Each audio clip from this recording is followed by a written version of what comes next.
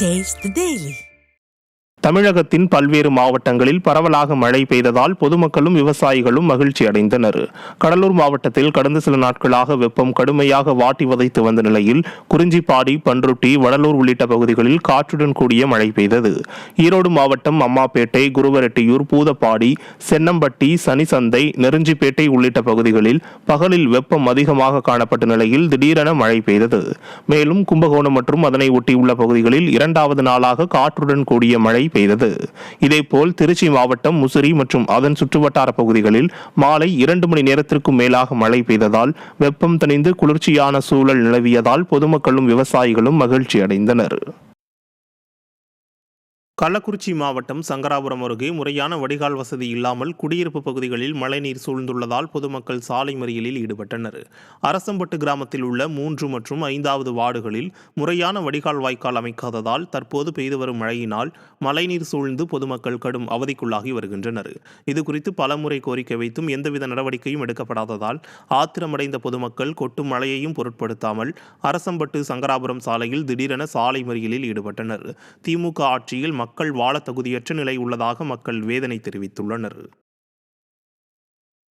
தாம்பரம் அருகே வளர்ப்பு மகள் கணவருடன் சேர்ந்து தனது வீட்டை அபகரிக்க முயல்வதுடன் கொலை மிரட்டல் விடுவதாக பெண் ஒருவர் புகார் அளித்துள்ளார். சிட்லப்பாக்கத்தைச் சேர்ந்தவர்கள் பார்த்தசாரதி, கஜலட்சுமி தம்பதியினர். இவர்களுக்கு திருமணமாகி 10 ஆண்டுகள் குழந்தை இல்லாததால் கஜலட்சுமியின் அக்கா மகளை தத்தெடுத்து வளர்த்துள்ளனர். அதன் பிறகு இவர்களுக்கு 2 ஆண் குழந்தைகள் பிறந்துள்ளது. 30 ஆண்டுகளுக்கு முன்பே பார்த்தசாரதி உயிரிழந்த நிலையில் கஜலட்சுமி தனியாக இருந்து 3 குழந்தைகளையும் வளர்த்துள்ளார். இந்த நிலையில் சிட்லப்பாக்கத்தில் வசித்து வரும் தனது வீட்டை வளர்ப்பு மகள் அவரது கணவருடன் சேர்ந்து அபகரிக்க முயல்வதுடன் தனக்கு கொலை மிரட்டல் விடுப்பதாகவும் சிட்லப்பாக்கம் காவல் நிலையத்தில் புகார் அளித்தும் விடிய அரசின் ஏவல்துறை எந்த நடவடிக்கையும் எடுக்கவில்லை என கஜலட்சுமி குற்றம் சாட்டியுள்ளார்.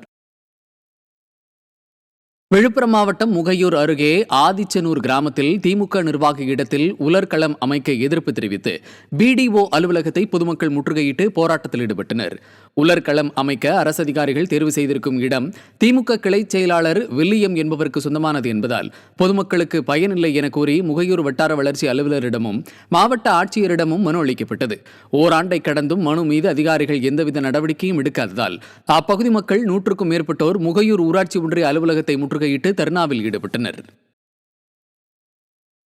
மதுரை மாவட்டம் அலங்காநல்லூர் அருகே விதிமுறைகளை மீறி இரவு நேரத்தில் மலைகளை பயங்கர வெடி வைத்து தகர்த்து கனிமவள கொள்ளை நடப்பதாக பொதுமக்கள் குற்றம் சாட்டியுள்ளனர். கொண்டையம்பட்டி கிராமத்தில் உள்ள வகுத்து மலை, வண்ணாத்தி மலையில் மான், காட்டு மாடு, முயல் உள்ளிட்டவை உள்ள நிலையில் 2 மலைகளுக்கு நடுவே 4 வழிச்சாலை அமைக்கும் பணி நடைபெற்று வருகிறது. இந்த நிலையில் வண்ணாத்தி மலை இரவு பகல் என 24 மணி நேரமும் வெடிகளை வைத்து தகர்த்து கனிம வளங்கள் லாரிகள் மூலம் கொள்ளையடிக்கப்படுகிறது. இந்த விதிமீறல்கள் தொடர்பாக விடியா திமுக அரசும் வனத்துறை மற்றும் பொதுப்பணித்துறை நடவடிக்கை எடுக்க வேண்டும் என அப்பகுதி மக்கள் வலியுறுத்தியுள்ளனர். திருவாரூரில் பருவம் தவறி பெய்த மழையால் பாதிக்கப்பட்ட எள் பயிருக்கு காப்பீட்டுத் தொகை வழங்க வலியுறுத்தி விவசாயிகள் சாலை மறியலில் ஈடுபட்டனர். கோட்டூர் பகுதியில் 3500 ஏக்கர் பரப்பளவில் எள், உளுந்து மற்றும் பருத்தி பயிரிடப்பட்ட நிலையில் பருவம் தவறி பெய்த மழையால் எள் விவசாயம் பெருமளவில் பாதிக்கப்பட்டது.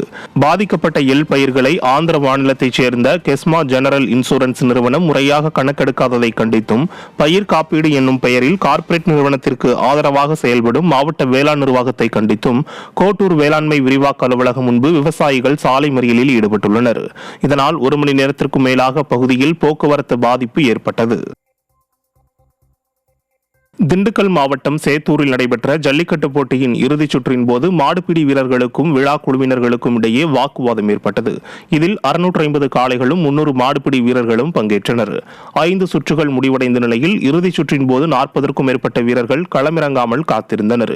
20க்கும் குறைவான காளைகள் மட்டுமே இருந்ததால் வீரர்கள் மைதானத்தில் அமர்ந்து தர்ணாவில் ஈடுபட்டனர். மேலும் ஆத்திரமடைந்த வீரர்கள் தங்களுக்கு வழங்கப்பட்ட டி ஷர்ட்டுகளை கலட்டி மைதானத்தில் வீசி சென்றனர். திமுக ஆட்சியில் வீர விளையாட்டான ஜல்லிக்கட்டு விளம்பர விளையாட்டாக மாற்றப்பட்டுள்ளதாக பொதுமக்கள் கண்டனம் தெரிவித்துள்ளனர். வேலூர் மாவட்டம் பேரணாம்பட்டு அருகே தொடர் மழை காரணமாக மலட்டாற்றில் ஏற்பட்ட வெள்ளப்பெருக்கில் சிக்கி மீன் பண்ணையில் விற்பனைக்காக வைக்கப்பட்டிருந்த மீன்கள் அடித்துச் செல்லப்பட்டன. கடந்த 2 நாட்களாக பெய்த மழையால் மலட்டாற்றில் வெள்ளப்பெருக்கு ஏற்பட்டு தண்ணீர் செல்ல வழி இல்லாமல் அருகே இருந்த பிரகாசம் என்பவரது மீன் பண்ணையில் வெள்ள நீர் புகுந்தது. இதில் விற்பனைக்காக வைக்கப்பட்டிருந்த சுமார் 15,000 மீன்கள் தண்ணீரில் அடித்துச் செல்லப்பட்டது. இதன் காரணமாக 8 லட்சம் ரூபாய் வரை இழப்பு ஏற்பட்டுள்ளதாக மீன் பண்ணை உரிமையாளர் வேதனை தெரிவித்துள்ளார். ஈரோடு அருகே செப்டிக் டேங்க் வாகனத்தின் கழிவுகளை சாலையோரம் கொட்டிச் செல்வதாக குற்றச்சாட்டு எழுந்துள்ளது. மேல் திண்டல் பிரிவு ரிங் ரோடு அருகே சாலையோரம் குப்பைகள் கொட்டப்பட்டுள்ள பகுதியில் செப்டிக் டேங்க் வாகனம் ஒன்று கழிவுகளை கொட்டிச் செல்வதை அவ்வழியாக சென்ற வாகனம் ஓட்டி ஒருவர் வீடியோ எடுத்துள்ளார். விடியா ஸ்டாலின் ஆட்சியில் இதுபோன்ற சம்பவங்கள் தொடர்கதையாகி வருவதாக தெரிவித்திருக்கும் பொதுமக்கள் சாலையோரம் கழிவுகளை கொட்டுபவர்கள் மீது உரிய நடவடிக்கை எடுக்க வேண்டும் என வலியுறுத்தியுள்ளனர். கடலூர் மாவட்டம் சிதம்பரம் அண்ணாமலை பல்கலைக்கழக ஊழியர்கள் சங்கங்களின் தொடர் காத்திருப்பு போராட்டம் 39வது நாளை எட்டியது.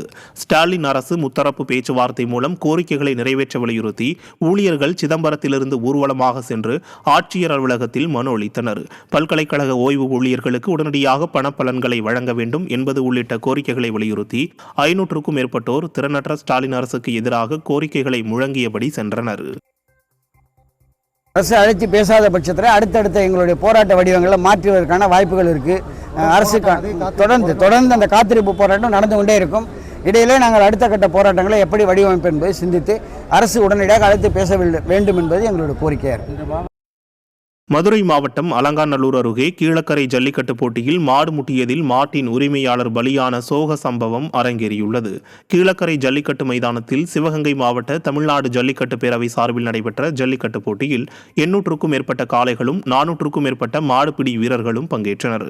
இப்போட்டியில் பங்கேற்பதற்காக காளை மாட்டை அழைத்து வந்த உசிலம்பட்டி கிராமத்தைச் சேர்ந்த பாட்டாளி என்பவரை அவரது மாடு முட்டியதில் படுகாயமடைந்த அவர் பரிதாபமாக உயிரிழந்தார். தூத்துக்குடி மாவட்டத்தில் திருப்புளியங்குடியில் அமைந்துள்ள நவதிருப்பதி கோவில்களில் 3வது கோயிலான காய்சினி வேந்த பெருமாள் கோயில் முன்பு அடுக்கி வைக்கப்பட்டுள்ள நெல் மூட்டைகளை அகற்ற பொதுமக்கள் கோரிக்கை விடுத்துள்ளனர். கோயில் முன்பாக அமைக்கப்பட்டுள்ள தற்காலிக நெல் கொள்முதல் நிலையத்தில் கொள்முதல் செய்யப்படும் நெல் மூட்டைகள் அங்கேயே பக்தர்களுக்கு இடையூறாக பாதுகாப்பற்ற முறையில் அடுக்கி வைக்கப்பட்டுள்ளது.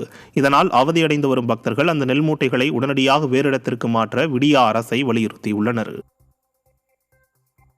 தமிழகத்தின் பல்வேறு பகுதிகளில் பெய்த மழையால் வெப்பம் தணிந்து குளிர்ச்சியான சூழல் நிலவியது.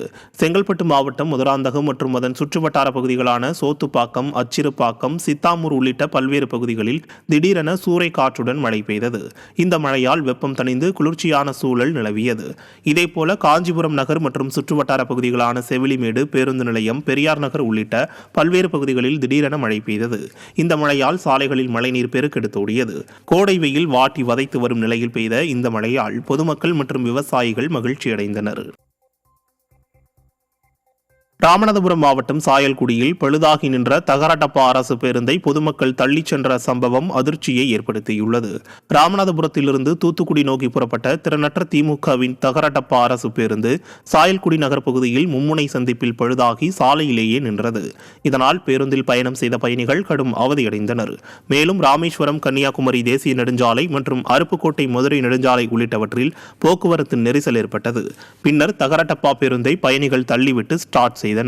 திறனற்ற திமுக அரசு பேருந்துகளை முறையாக பராமரிப்பதில்லை எனவும் இதனால் அரசு பேருந்து ஆங்காங்கே நடுவழியில் பழுதாகி நிற்பதாகவும் பொதுமக்கள் குற்றம் சாட்டியுள்ளனர். கிருஷ்ணகிரி கேஆர்பி அணையிலிருந்து 664 கன அடி நீர் திறக்கப்படுவதால் கரையோர மக்களுக்கு வெள்ள அபாய எச்சரிக்கை விடுக்கப்பட்டுள்ளது. 52 அடி உயரம் கொண்ட கேஆர்பி அணை தொடர் மழையால் 51 அடியை எட்டியுள்ளது. இதையடுத்து அணையிலிருந்து 664 கன அடி நீர் திறந்து விடப்படுகிறது. இதனால் தென்பெண்ணை ஆற்றின் கரையோர மாவட்ட மக்களுக்கு வெள்ள அபாய எச்சரிக்கை விடுக்கப்பட்டுள்ளது. அடுத்த 2 தினங்களுக்கு மழை பெய்யும் என அறிவிக்கப்பட்டுள்ளதால் அச்சத்தில் ஆழ்ந்துள்ள பொதுமக்கள் கடந்த முறை இதே தென்பெண்ணை ஆற்றில் நள்ளிரவில் விடிய அரசு திறந்துவிட்ட தண்ணீரால் பல்லாயிரக்கணக்கானோர் பாதிக்கப்பட்டதை பீதியுடன் சுட்டிக்காட்டுகின்றனர்.